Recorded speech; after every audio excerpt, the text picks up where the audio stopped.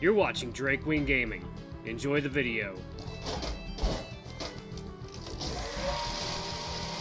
Hey guys and gals, Nary here from Drake Wing Gaming, and something on Twitter, the Gaming Dragon. Today I'm coming back at you on the Let's Play episode of Beasts of the Thorns. So yeah, let's go ahead and jump right back in, shall we? Alarm chain, you were up, and let's go. There we go.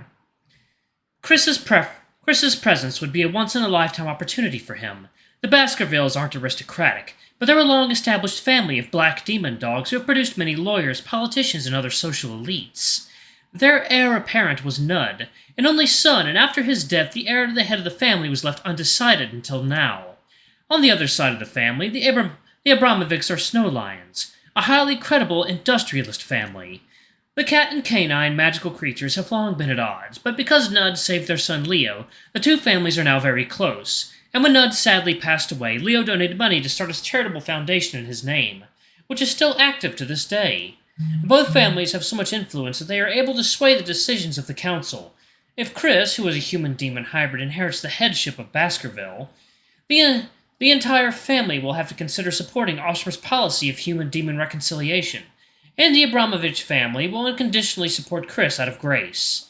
With the help of these two large families and Ostrom's original political strength, Ostrom would be in a position to bring his reconciliation policies back into the legislature. Lucas exploded a string of foul language. I can't believe he got his schoolmates involved in his own calculations. No wonder Chris's initial race registration was Gussie instead of Black Demon Dog. Hopefully succession is a very tricky business.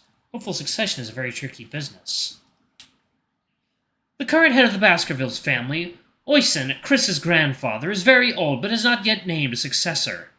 And there are no less than a dozen men in the family who are interested in the position of head of the family. In other words, Chris's existence is a thorn in the side of the other lowly heirs in Baskerville.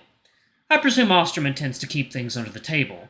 If the alumni visit the hunt and the young man who looks like Nut excels, he's bound to be questioned by the great families. By then, Baskerville won't be able to easily deny Chris's existence. Now that I think about it, I'm afraid that necklace on Chris's chest is Abramovich's snow lion's tooth. This is the bone of their ancestor, which represents a life and death pact. It is a very important thing. If Abramovich finds out that Chris has the snow lion's tooth, they will support Chris unconditionally. If they support him, the next head of the family will almost certainly be Chris. On the other hand, failing to deliver on his first hunt will only get Chris into trouble, and with the Baskerville family in the thick of the action for the head of the family, it's going to be tough on a half-breed bastard with no background. Chris will probably be kicked out of the outer limits, but he has nowhere else to go. That's a bit heartless, isn't it?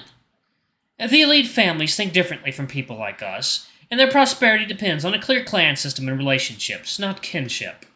Not to mention the fact that Chris's only direct blood relatives are Oysen and his wife, and the rest of the family is very distant from Chris. This means that most of the Baskerville has no kinship with Chris either. Lucas took a deep breath and calmed down. Help Chris through this hunt first anyway. Although it plays right into Ostrom's hands. If Chris catches the eye of the social world in the first hunt, then the other Baskerville members won't be able to come after him with a straight face. And it's very helpful to Chris that Ostrom needs him and will try to protect him in any way he can.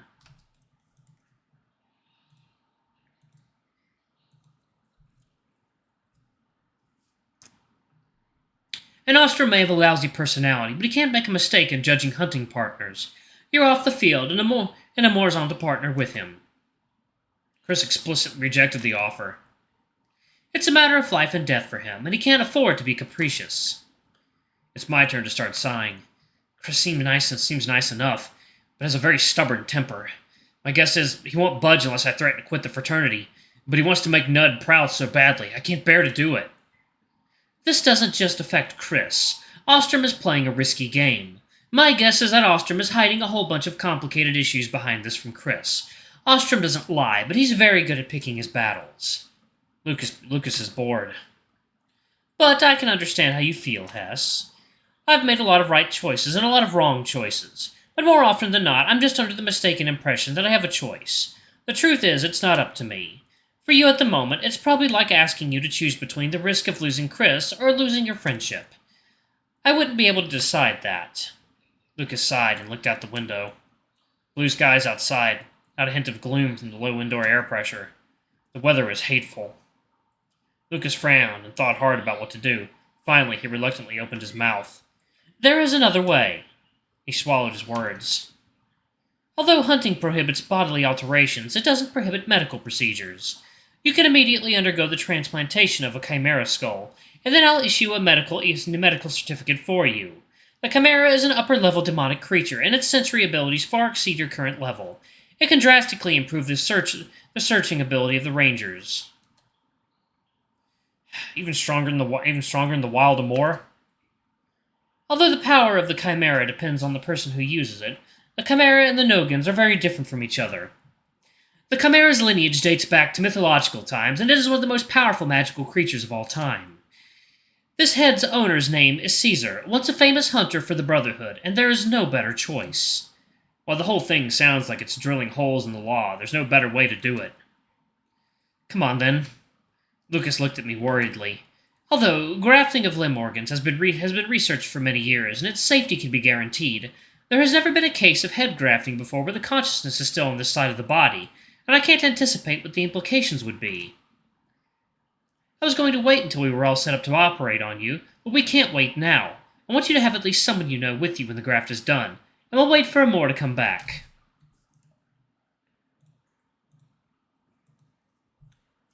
Oh, so they're actually going to do the fucking head graft. Okay.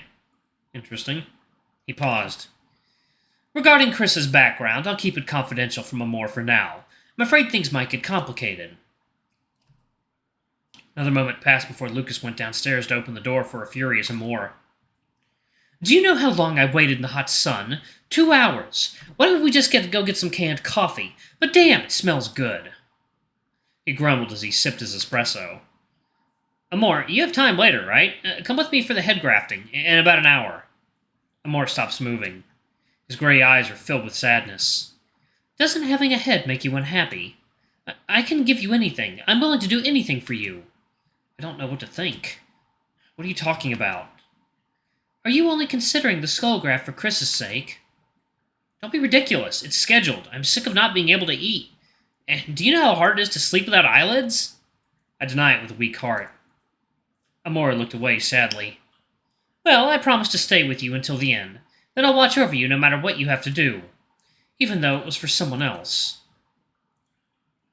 There are differences between shamanic medicine and human medical methods, but Lucas has introduced many human practices and norms to improve in demonic medicine, so I was reassured by the familiarity of being back in a human hospital. The grafting surgery is so incredibly safe, without blood or anesthesia, that I can't imagine that a demon would have such an excellent technique. In my words, it's like magic. Lucas opened the pod holding the chimera's head and drained it of bird fluids.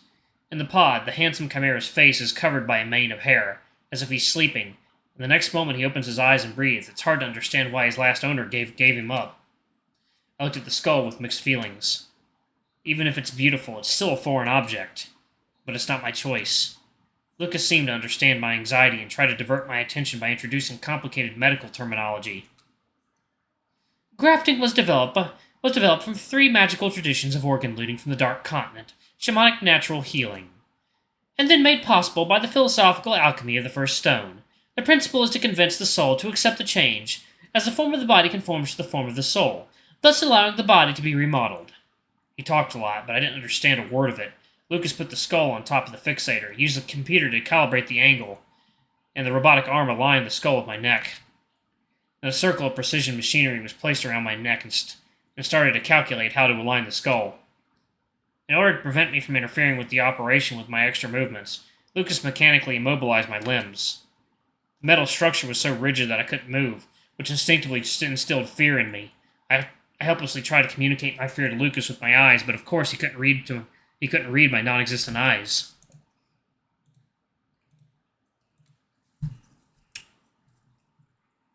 I saw Lucas talking about his clinical experience and inputting various parameters into the computer.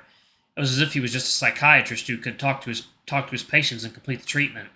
But before I knew what was happening, the skull was attached. Darkness. Intense pain. I lost my vision the moment I connected. There was a strong pain and a sound in my head, as if I'd been hit in the nose by something so hard that it made my head spin. The pain was so intense that I opened my mouth to scream, but I accidentally bit my tongue. The pain was compounded by the fact that I felt the sharpness of my huge canine teeth. I heard countless voices, the wind, Machinery, breathing, and even the voices of people far down the stairs. What they were saying came to me in perfect clarity, a flood of information that stabbed me like a needle in the marrow of my brain. Instinctively I opened my eyes in the darkness, and I was able to see the light again, but it was blinding. All the details of the objects were too clear, and I even saw a lot of light that I shouldn't have seen, and my eyes ached so much from it that I couldn't help but shed tears.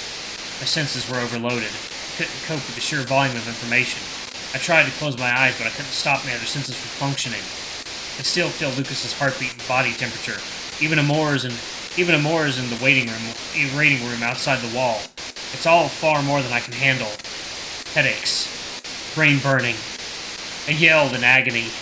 Even my own voice was unintelligible to my overloaded brain. The slightest sound like a firing pin hitting my medulla. The faintest light like a fire burning my visual mound. A flood of senses tormented me inside my skull over and over again. I wanted to bang my head against the wall. Burning. Bombardment. Crackling. Boiling. The world is filled with noise. Too pale to roar. More than hoarse tears. Too many heartbreaking kisses. No meaning. No meaning. No logic. Disorder is boiling over. An infinite amount of noise is racking my brain. Lucas pressed the button and the mechanical harness popped up to hold me in place. I was in so much pain that I couldn't think straight, and I reflexively bit the harness with my teeth, which easily snapped. In a moment of confusion, I felt a pinprick in the back of my neck and was injected with some kind of drug, and my body rapidly went limp and I lost my mobility. The head's disconnected, too. Lucas is sweating. No! The adjustment of your head isn't complete yet. You can't endure it! My head was still hurting in spurts, and the non-existent ear chamber was filled with booming noises. There was no way to indicate any response. Lucas adjusted the bed's incline so that I could lie down flat. It took a while for me to recognize sounds again. The door to the operating room kept banging with Amore's fist, and Lucas kicked the door in anger before Amore quieted down. It will take a while for the medicine to wear off. You won't be able to move your body for a while, but you should be able to talk since you don't speak with your mouth, so let me know if you need anything. Lucas wiped his sweat. His beautiful face is full of frustration. This time it was a failure. Too little time to prepare. I have to recalibrate the skull. I can't risk your health. What should we do? We don't have time. I almost asked him in a crying voice. Lucas looked surprised, then he frowned. I admit I misunderstand you, Hess. I didn't think you were like this. With the neuralgia of experiencing a failed graft, your first thought was how to help your friend. Apparently, after experiencing a pain index of 10, the average person would first ask if there would be any abnormalities or injuries to their body.